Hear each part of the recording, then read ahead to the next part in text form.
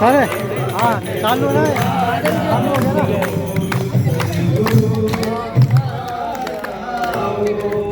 परम पूज्य गुरुदेव की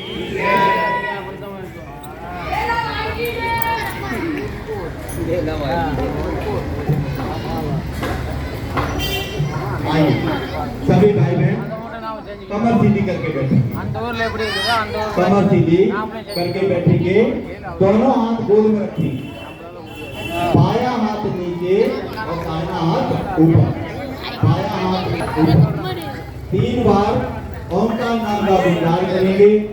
उसके बाद 3 बार गायत्री महामंत्र बोलेंगे। अभी देना, अभी दे दो, आगे आप चढ़ा। 3 बार ओंकार नाम का उच्चारण करते हुए 3 बार गायत्री महामंत्र का उच्चारण करेंगे। देना बाद में।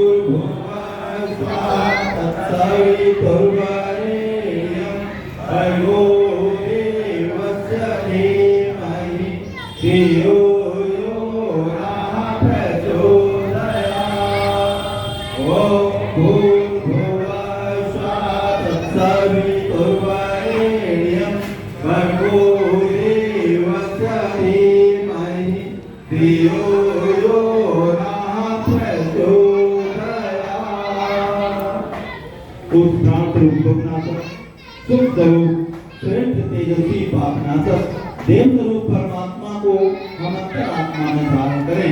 वह परमात्मा हम सबकी बुद्धि को सन्मार्ग पर प्रेरित करें।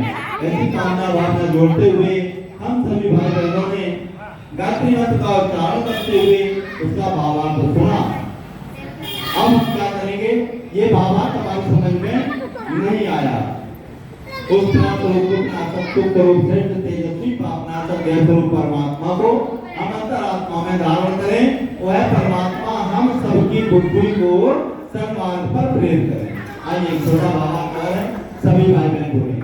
बोलिए, हे ईश्वर, मेरे अंधकार को दूर करके सत्य और त्याग की भावना दे।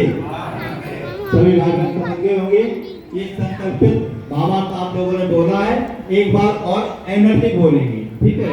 बोलिए, हे ईश्वर, मेरे अंधकार को दूर करके सत्य और त्याग की भावना दे। कितना प्यारा शब्द इसमें आया है कि सत्य और त्याग की भावना दे। सत्य क्या है और त्याग क्या है?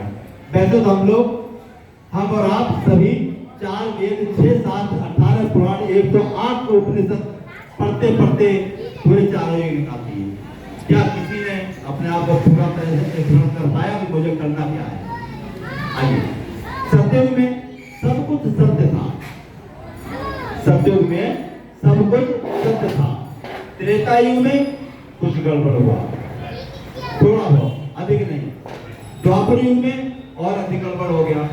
क्या हुआ? जब त्रेता युग आया तो रामायण लिखी गई श्री वाल्मीकि जी के द्वारा, तो जब प्रेम दर्शाया गया भाइयों में। और जब द्वापर युग आया तो उसमें क्या दर्शाया गया? बंटवारा, जगह जमीन का, तो महाभारत लिखा गया। अब क्या चल रहा है? कलयुग। इसमें प्रेम हम दर्शाएं या बंटवारे में महाभारत करें? तो हमें क्या त्यागना है और क्या अपने आप को धारण करना है? तो सत्य और त्याग की भावना दी। इस बात से हम सभी भाई बहन एकत्रित हुए, किस लिए हुए हैं कि युग परिवर्तन की बेला आ चुकी है। अब हम यही मानते रहे अभी तो कलयुग बहुत लंबा चलेगा, निकाल दो दिमाग से। है कुछ लोगों के मत में अभी तो पहले ही चल रहे हैं।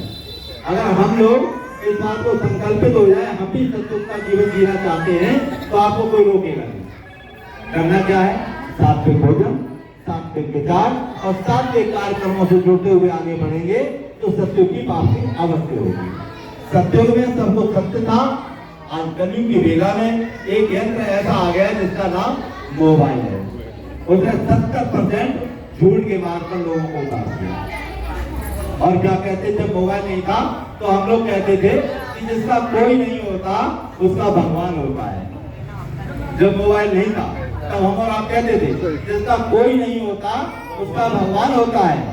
और आजकल क्या कहते, जिसका कोई नहीं होता उसका मोबाइल होता है। और जिसके हाथ में मोबाइल होता है वो किसी का नहीं होता। बोले भक्तवत्सल भगवान की जय। तो इस भाव से देखा गया है, हम अपने आप को महाभारत के रूप में जाएं या प्रेम के रूप में जाएं। ये कलयुग की बेला हमारे और आपके हाथ में है। युग परिवर्तन की बेला है, सत्युग की वापसी है। तो जितनी जल्दी हम कलयुग को विदा करेंगे उतनी ही जल्दी सत्युग आके अपना स्थान ग्रहण करेगा। तो ये हमारी आपकी जिम्मेदारी है। सभी महापुरुषों की नहीं, भगवान की भी नहीं है। एक प्राकृतिक शक्ति बैठी है वो करवाने के लिए, उसमें